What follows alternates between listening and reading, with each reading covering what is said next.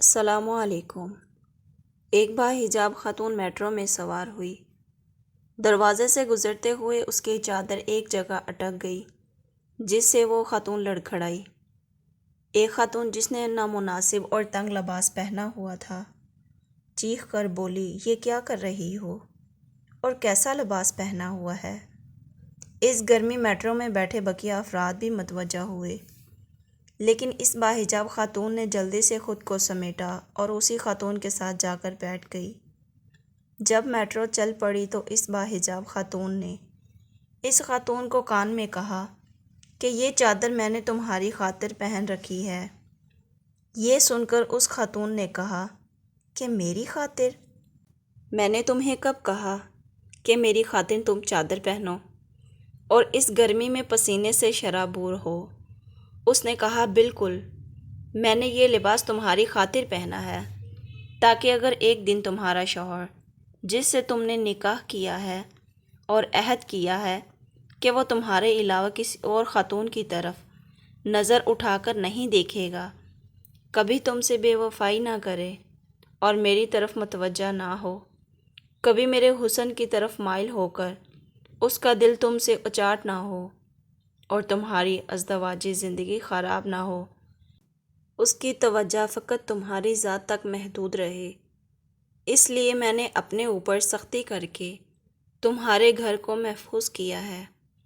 میں گرمی کی شدت میں بھی اپنے جسم کی نمائش نہیں کرتی تاکہ کوئی مرد اپنے گھر کی خواتین سے خیانت نہ کرے، اور یہ مت بھولو کہ میں بھی تمہاری طرح عورت ہوں، میرا بھی دل کرتا ہے کہ لوگ میری تعریف کریں، اور جب تک میں نظروں سے اوجھل نہ ہو جاؤں لوگ میرے حسن کی مدح کریں، لیکن میرا بھی ایک شوہر ہے جس سے میں خیانت نہیں کرنا چاہتی، کیونکہ میری نظر میں مجھ پر فقط میرے شوہر کا حق ہے اور میں اس حق میں خیانت نہیں کروں گی۔ اگر اس عہد میں وفا کرتی ہوں تو میرا شوہر بھی مجھ سے کبھی خیانت نہیں کرے گا اور کسی خاتون کی جانب نظر بھی اٹھا کر نہیں دیکھے گا۔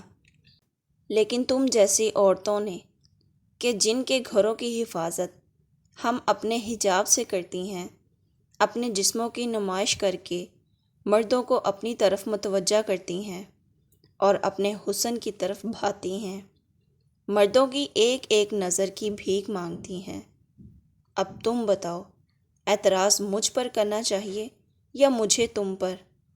یہ سن کر وہ خاتون شرمندہ ہوئی اور اس نے کہا کہ کبھی میں نے اس معاملے کو اس زاویے سے نہیں دیکھا تھا، اس حقیقت کو مغربی خاتون سمجھ چکی ہے اور وہ حجاب جیسی نعمت کو قبول کر کے اسلام کی طرف مائل ہو رہی ہے۔ مغرب میں خاندانی نظام تباہ و برباد ہو چکا ہے، مرد کو عورت پر اعتماد نہیں اور عورت کو مرد پر اعتبار نہیں۔ آخر میں یہ کہنا بھی ضروری ہوگا کہ دین اسلام نے فقط عورت کو ہی حجاب کا پابند نہیں کیا بلکہ مرد کو بھی حکم دیا ہے کہ وہ اپنی نظریں جھکا کر رکھیں۔ آج کل یہ ہمارے لیے بہت بڑا المیہ ہے جس پر سنجیدگی کے ساتھ غور و فکر کی ضرورت ہے۔